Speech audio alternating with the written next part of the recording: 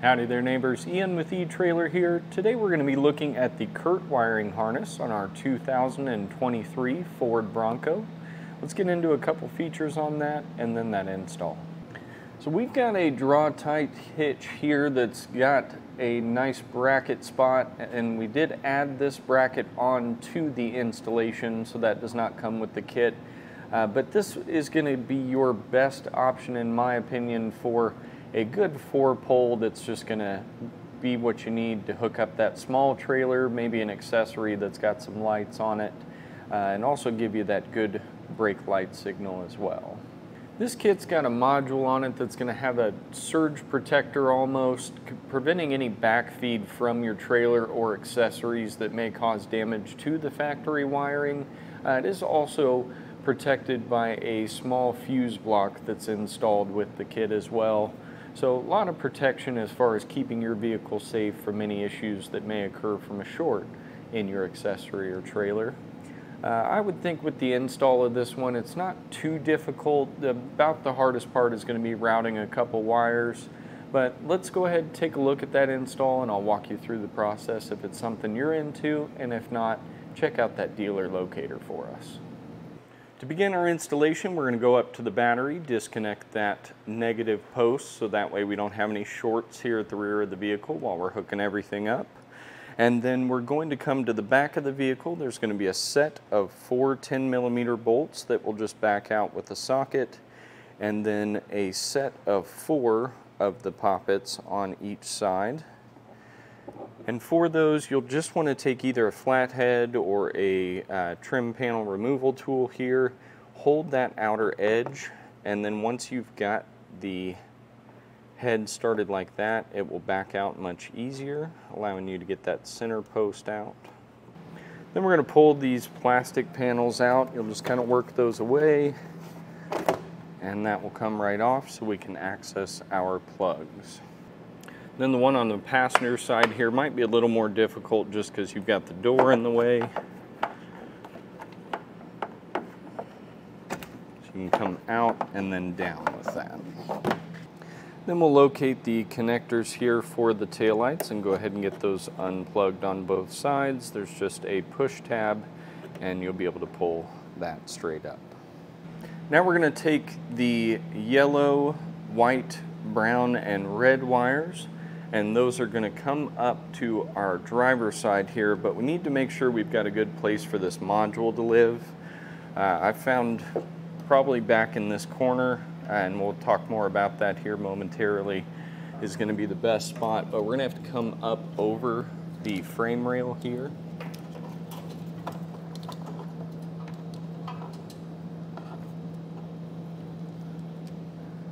We're going to try to avoid the exhaust because it is centered on this vehicle, so that's just something we want to keep in mind. And then up over the frame rail, there's going to be a nice spot that will allow those connectors to pass through, so we'll try to just get that set up so they go through one by one. So now we'll need to put a self-tapper in for our ground wire.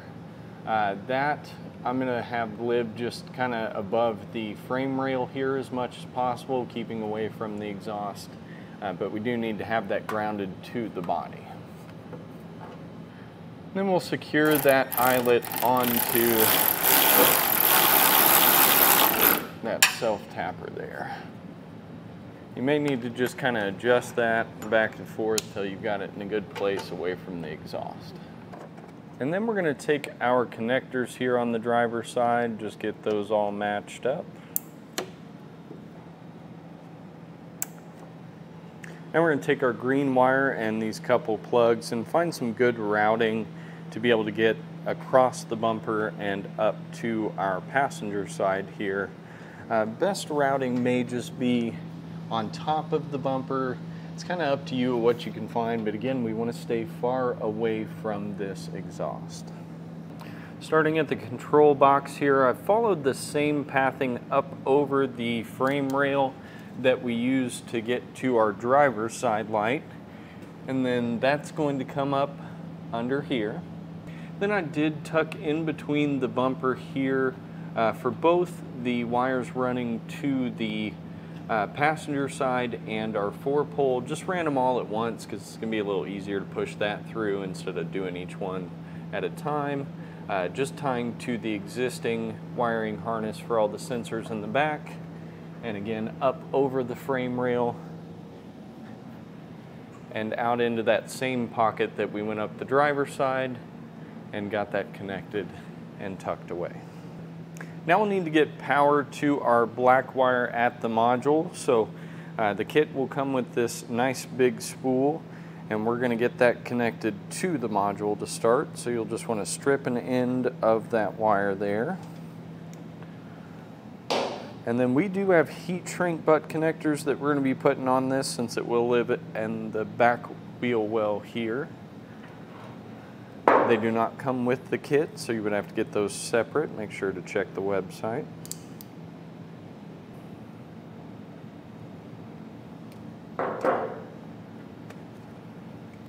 And we'll use our heat gun here and go ahead and get that shrunk down to keep all that debris and corrosion from getting into the line. Now for the routing of that power wire we hooked up, I've gone above the frame rail here, followed our lines that are coming for the brakes down and over. We did go on top of the cross beam here and then came to the outside of the frame rail on that driver's side, and there's an existing wiring loom you can follow all the way up, and that continues up and around this mount here, up above the frame rail again, and then tying to the existing brake lines going up. Now the end goal for our black wire is to be attached to power up here at the battery, so we will need to hook up our inline fuse connector here as well. So I'm just going to get a rough idea of how much extra I'd like living up here, and then we will come and cut the black wire.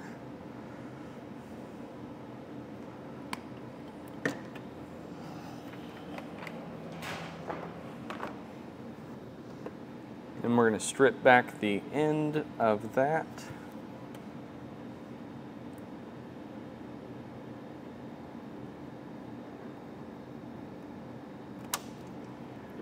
And again, we're going to take the heat shrink butt connector we've got for this. Does not come with the kit. And then we will crimp that first to the black wire.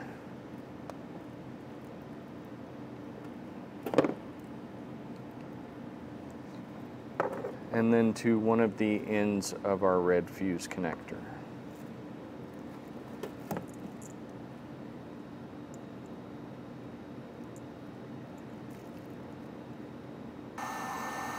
And we'll go ahead and heat shrink that connector down as well.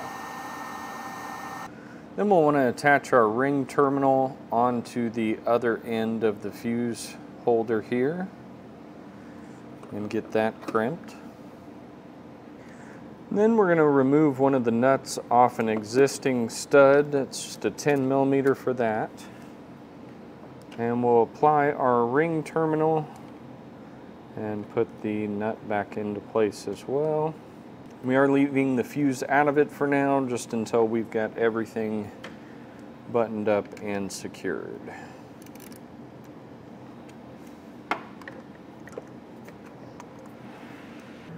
So mounting for the box, it does come with an adhesive strip you can put on the back of that, or it's got a little hole that can be self-tapped in.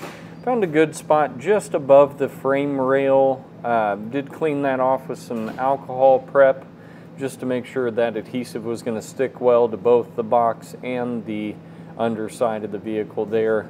And then just kind of zip tied what was left of the extra wiring out of the way.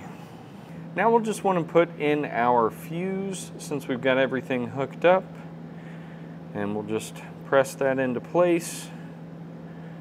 Go ahead and throw the cap back over it for now, and we'll give that a test to make sure it is working.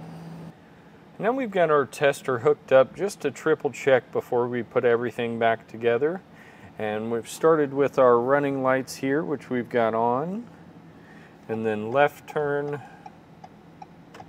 right turn, and of course our brakes. With all those plastics back into place here in the rear, that's going to do for the look at and installation of our Curt wiring harness on our 2023 Ford Bronco. My name's Ian with eTrailer. Have a great rest of your day.